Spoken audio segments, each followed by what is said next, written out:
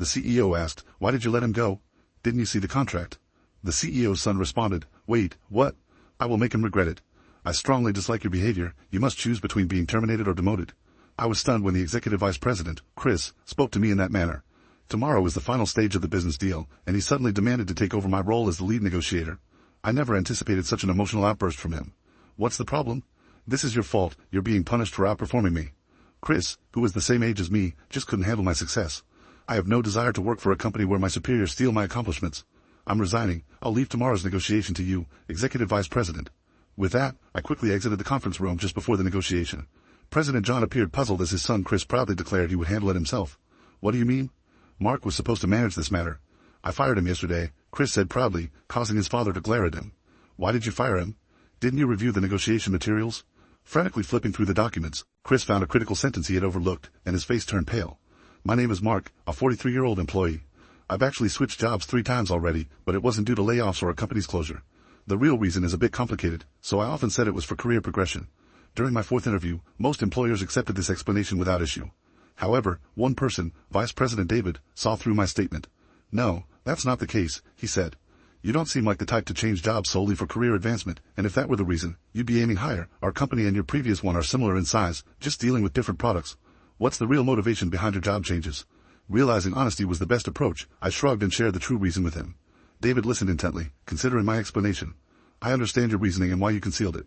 All right, I'll take care of it.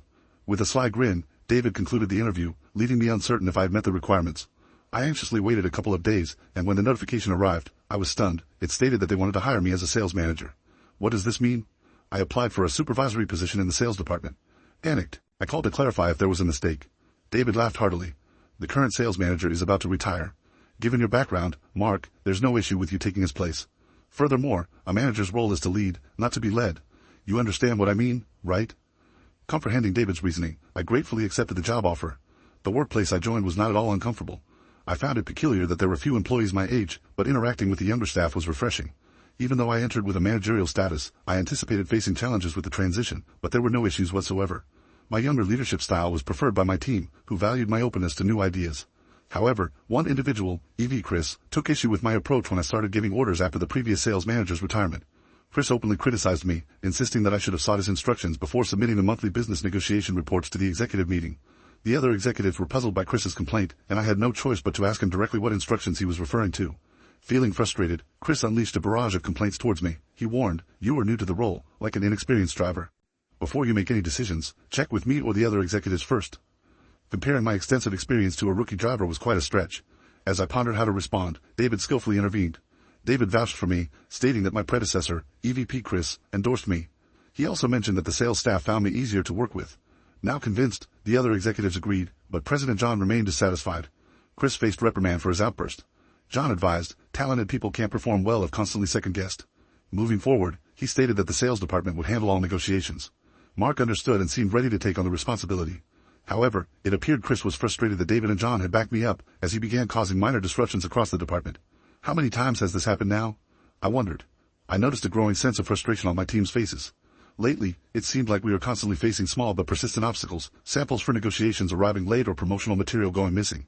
Even though the sales department handles the negotiations, we rely heavily on the support of other departments like materials and general affairs. Lately, that support has been lacking. I believe the root of the issue lies with Chris. Each department has its own supervisors, but no one seems to go against Chris's directives. Whenever he instructs them to delay samples or prioritize other orders, they comply. I can't entirely blame them, but it would have been helpful if they had at least informed the sales team ahead of time.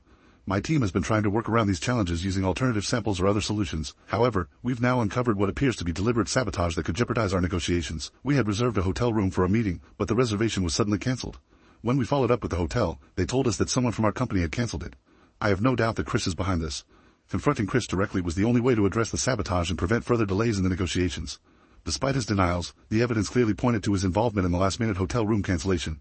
Determined to uncover the truth, I entered his office ready to confront him. As expected, he claimed ignorance, blaming it on a simple mistake by my team. However, the facts didn't align with the story. The sudden cancellation, the limited knowledge of the room details, and the finance department's connection to Chris all suggested his culpability. Faced with the mounting evidence, Chris fell silent, unable to refute the accusations. Informing our clients about the change could raise suspicions, but I couldn't let his actions jeopardize the team's hard work.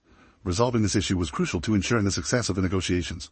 I recognized the significance of the upcoming negotiation, so I chose to prioritize securing its successful completion over confronting Chris more forcefully. This negotiation is crucial, and any further interference from you will leave me no choice but to escalate the matter to the president. I can provide the recorded call as evidence at the executive meeting. Although Chris appeared to back down, I couldn't dismiss the possibility of him continuing his disruptive actions. True to my concerns, he decided to usurp control of the negotiation at the worst possible moment. Despite the challenges we'd already overcome, such as the hotel room change, the negotiation was nearing its conclusion, and I had expected the top executives to finalize the contract the following day. However, first thing in the morning, Chris summoned me to his office and declared, "I cannot entrust this important negotiation to you. I will take over, you need to worry about it." "I don't understand what's wrong," I said, perplexed. Chris frowned. "That's the issue. Why can't you simply follow your boss's instructions? You have a choice, get fired or be demoted. We don't require your services for this job." I was taken aback. Tomorrow was the final stage of the negotiations, and Chris's demand to take over the situation left me speechless. I never anticipated such an emotional outburst from him. "What's the problem?" "You're being punished for outshining me," Chris said, revealing his jealousy. Chris, being the same age as me, couldn't tolerate my success. He had been secretly sabotaging me, and now, seeing me close to sealing the deal, he decided to act directly. When I remained silent, Chris spoke with a gleeful expression. "You are getting arrogant just because you can speak English, right? Your resume shows you've worked at 3 different trading companies. We have plenty of people who can speak English at your level." I almost asked how he knew the details of my resume, but then I realized that. Now you can watch the second part by pressing share and more. Update 2. I was about to go into the details of my resume, but then I realized that HR was also under Chris's control. He must have forced the HR manager to show it to him. "What's your point?" I asked calmly. "I can converse in English proficiently, so there's no need for your involvement in tomorrow's negotiations." He mistakenly thought my business English abilities were crucial for sealing the deal. While his misconception was rather amusing, I didn't feel inclined to correct him. Besides, I had no attachment to a company where superiors took undue credit. "I'm quitting. The upcoming negotiation is all yours, EVP." With that, I hastily left the conference room, angry and determined to pack my belongings. As I headed toward the sales department, I ran into David. "What's wrong?" "You seem upset," he said, sensing something was amiss. David invited me to his office and asked for an explanation, so I recounted all of Chris's wrongdoings, including the previous act of sabotage. After listening to everything, David closed his eyes and contemplated the situation. I braced myself for him to dismiss my concerns, but then he spoke, his tone tinged with bitterness. "Chris has done it again." "I'm confused," I responded. David didn't give a direct answer and instead asked, "Didn't you notice anything unusual in those executive meetings?" I felt puzzled by his question. David then explained, "Except for you, no one else in your age group attended those meetings." At first, I assumed it was because those positions are typically held by older individuals, but then I realized that doesn't make sense, even for a medium-sized trading firm. It's strange that someone younger than Chris would be excluded. I voiced my growing suspicions. There must be plenty of capable younger people than the executive vice president. David frowned and slowly nodded. Chris joined the company around 5 years ago when his previous employer went under. The president's ex-wife asked him to come on board, so he reluctantly brought Chris in. Now that the president has remarried, Chris knows this fuels his rivalry with the younger men. That's why Chris and Jan have different last names, even though they're family. Despite this background, I still struggle to understand. David continued with a bitter smile, "You might not get it because you're skilled, but Chris came from a completely different industry with no real expertise. The man's youthful appearance serves as his secret weapon despite his advancing years. Before you came aboard, he would make grand proclamations about appealing to the younger crowd without any evidence to back it up. The seasoned executives would listen, assuming he knew what he was talking about. It becomes clear that having a peer around would challenge his position. Instead of earning qualifications or attending training, he took the easier path by eliminating his rivals. He believed his opinions would carry more weight as a result. Employees in their late 30s and 40s who held supervisory roles became his targets. Any noticeable behavior from them was met with harassment or false accusations. Those with a healthy sense of self-preservation had no choice but to resign. This has led to a workforce dominated by either the company president, who is older, or fresh-faced young staff just starting their careers. Now I understood the situation clearly. Chris was like a seasoned office bully, undermining his colleagues to maintain his status as the youngest one present. These underhanded tactics only became apparent when the victims were about to leave. I had mentioned this to the president, but he couldn't believe his own son would be so petty and jealous. The president dismissed the idea as unbelievable. The company's website boasted that John had built the business from the ground up, making it a fierce competitor in the industry. Jan couldn't comprehend Chris's mindset, which prioritized being the youngest over actual competence. However, I knew all too well what would happen if the situation was left unchecked. My previous employer failed because they ignored similar jealousy. I decided it was time to confront David directly. "Executive Vice President David, what are your goals for this company?" I asked. David looked puzzled. "My goals? Well, I hope we can keep increasing our revenue and profits. The president's successor is also very capable, even though he's still a student." David's eyes seemed to plead with me to overlook Chris's harassment for the time being. Given David's long tenure, he probably didn't want to stir up trouble in a comfortable environment. Leaving the status quo behind was a bold move. During our conversation, I revealed to David something I hadn't mentioned even in my interview. "Do you know why I changed jobs 3 times? I inquired. "Fired," David nodded, acknowledging. "Yes, you mentioned being forced out due to jealousy." While it was unfortunate, we've gained a talented individual because of it. Taking a deep breath, I continued, the reality is that those three companies no longer exist.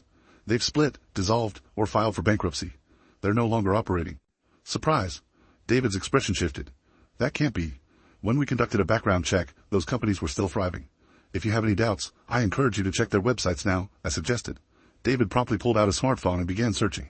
His face grew increasingly shocked with each passing moment. You're absolutely right. But how could this have happened?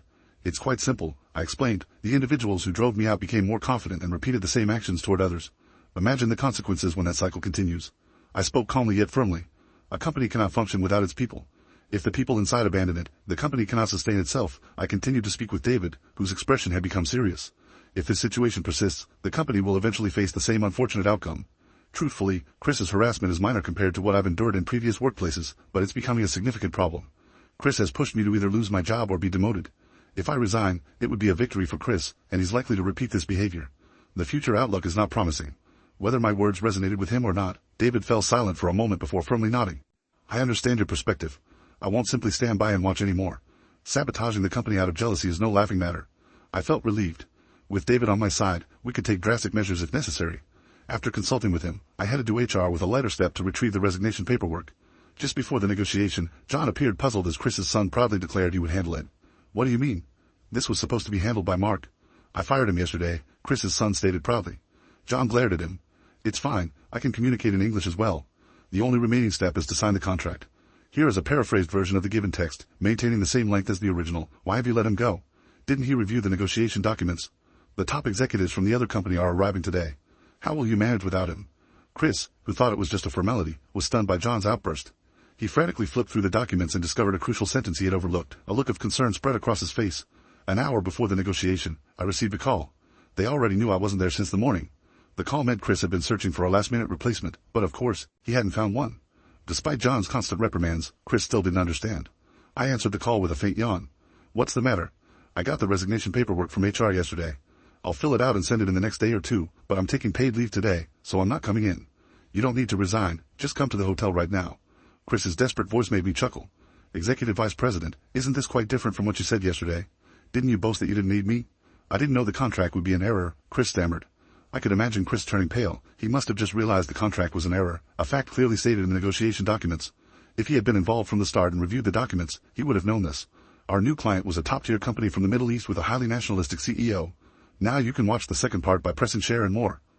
Update 3. Coming from the Middle East with a highly nationalistic CEO, their official language was Arabic, and they only accepted documents in Arabic. In a globalized world, trying to do business solely in your native language is impractical. That's why we always conducted negotiations in English with foreign companies. Only the agent with authority would be involved, and top executives would stay in the background, appearing only at the end. Despite being a top-notch company with a desirable market, few international partnerships existed because many couldn't overcome this hurdle. However, I had made a good impression from the start by negotiating in Arabic. My specialty is speaking 7 languages, and telling a joke in Arabic is a piece of cake for me. If the negotiations suddenly changed and the top executive, who had been assured by their agent of our reliability, was only addressed in English, it would clearly be a disaster. The top executive would feel insulted, and the deal would fall through. The documents clearly stated everything. Chris's claim of ignorance was no excuse. I had already dismissed him, and now he was desperate. He accused me of fraud because I didn't list every skill on my resume. I couldn't help but laugh. Fraudulent hiring? Seriously? Not listing all my qualifications isn't fraud. Besides, I never claimed to only speak English. Chris, with a resentful tone, asked why I didn't highlight such a skill. If he had the same skill, he would brag about it. That's the difference between us. I didn't owe him an explanation. More pressing was the negotiation. If things continued like this, it was bound to fall apart. I heard Chris growling and grinding his teeth as he spoke. He said he'd step down and tell his father, who's the president. I asked him to put his father on speakerphone and explain why he tried to remove me from the negotiation. When Chris started speaking, I knew I'd won. The negotiation was successfully concluded. I arrived at the hotel room 10 minutes late and began the negotiation. I advised Chris to avoid speaking English for those 10 minutes. Amusingly, he had memorized the Arabic phrase, "Mark will be here soon," and kept repeating it. David had booked me a room on another floor, anticipating the situation. Although I could have arrived on time, David suggested arriving late to teach Chris a lesson. Americans are often late, so I joked about it. Discussing time differences between Arabs and Americans helped the conversation flow smoothly. Once the conversation became enjoyable, the contract was practically signed. After seeing off our guests, I took a deep breath. Chris, who had been frozen in the corner, slumped into a chair, exhausted from the tension. John thanked me and apologized for Chris's behavior. He said they'd impose disciplinary actions on Chris. Chris fell silent under John's glare. John mentioned discussing the disciplinary actions when we returned to the office. Back at the office, David, who had been called to the president's office, smiled when he saw me. "Everything went well, judging by your expression," he said. "Was the hotel comfortable?" "Thanks to you, I slept very well," I replied, seeing John's puzzled look. David laughed and explained, "Chris told Mark he was either going to be promoted or demoted. We couldn't lose him, so we needed you to understand his misconduct. We asked him to help expose the company's issues." I added, "If I had reported Chris's actions myself, you'd have been skeptical, even when David told you, you didn't take it seriously." John looked embarrassed. "You're right. I apologize. We had to corner Chris to get him to confess." John turned and shouted at Chris, "I took you in when you had nowhere else to go, and this is how you repay me? It's like being bitten by my own dog. Write your resignation letter today, but you can stay until you find another job." John's glare made Chris tremble. "If you don't want to resign, you can be fired. You had no problem threatening Mark with the same choice." Chris quickly agreed, "Okay, I'll write it." I struggled to suppress my laughter as Chris rushed to HR. His resignation was processed immediately. At the next week's morning meeting, John detailed Chris's misdeeds and announced that those who aided him would face consequences. Those who had reluctantly helped Chris were transferred to lesser positions, and some resigned under scrutiny. The company's hiring approach shifted, bringing in individuals in their 30s and 40s, which proved to be a positive change. This allowed young employees who had previously felt constrained to thrive. Removing Chris from the equation revitalized the company. However, Chris now struggles to find a job, facing the consequences of his past actions. While understanding the need for decisive measures, John was curious about why I had kept my ability to speak 7 languages a secret, as it could be a valuable asset in job searching. I chuckled and explained that, for me, it had been more of a hindrance than a benefit. Throughout my student years, I had developed a deep passion for languages, becoming fluent in 7 by the time I graduated. I initially used this skill to secure a job after graduation but soon found myself confined to interpretation and translation tasks. Despite my desire to take on more involved roles in negotiations, I was restricted to merely interpreting conversations for the executives. Even when I knew how to improve a deal, I was not allowed to voice my opinions. Frustrated, I requested a transfer, but my superior denied it, stating that an interpreter only needs a functioning mouth, not necessarily intelligence. They whispered about me when I wasn't around and criticized me whenever I stumbled. Although I was summoned to key discussions, they mistakenly believed I was receiving special treatment, which made them resentful. I realized that staying would have been disastrous, so I left. This pattern repeated itself at the next 2 companies I worked for. I was taken advantage of, faced jealousy, and experienced resentment. To avoid this, I decided to downplay my language abilities during the interview process at the 4th company. David saw through that immediately. Mark shared how the companies crumbled after his departure, driven by jealousy and extreme actions. The situation with EVP Chris was a prime example. Fearing our company might face a similar fate if we pushed Mark out, we collaborated on a drastic solution. John expressed his gratitude, saying, "Thank you for your dedication to the company, and thank you, Mark. I'll repay you both someday." He shook our hands firmly. John kept his promise. The following year, David became the president and John advanced to the role of chairman. David served as the interim president until the issues were cleared, and he was highly satisfied with the outcome. I was also promoted from sales manager to executive vice president. However, since I still manage the sales department, the hectic business pace remains unchanged. My current focus is to develop reliable subordinates to share the workload. Utilizing my linguistic abilities, I refuse to limit their application solely for expedience. I firmly uphold the responsibility of those in positions of authority to nurture the development of diverse talents, and I conscientiously apply this principle in the execution of my daily duties.